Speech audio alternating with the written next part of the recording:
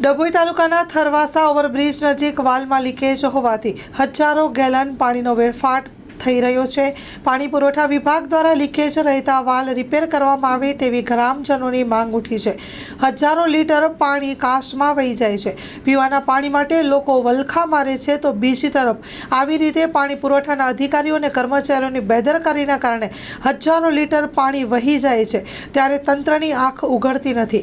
ડભોઈ તાલુકાના થરવાસા road overbridge પાસે પાણી પુરવઠા યોજના અંતર્ગત પાણીની લાઇનમાંથી વાલ લીકેજ રહેતા પાણીનો હજારો લીટર વેડફાટ થઈ રહ્યો છે ત્યારે સત્વરે તંત્ર દ્વારા કામગીરી કરવાની માંગ ઉઠી છે। કર્મચારીઓ દ્વારા ધ્યાન ન અપાતા પાણીની લાઇન ઉપર કેટલાક વાલ ક્ષતિગ્રસ્ત થઈ રહ્યા છે ત્યારે હજારો લીટર પાણી દુર્વ્યય થઈ રહ્યું છે।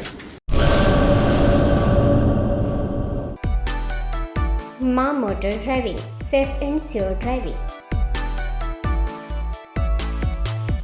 ડ્રાઇવિંગ એ શોખ સાથે આપની મોટી જવાબદારી પણ છે। અમારા ઇન્સ્ટ્રક્ટર દ્વારા સચોટ અને સરળ માર્ગદર્શન આપની રોજની તાલીમની માહિતી મેળવીને શું અધુરાશ છે એના ઉપર પૂરું ફોકસ કરાય છે।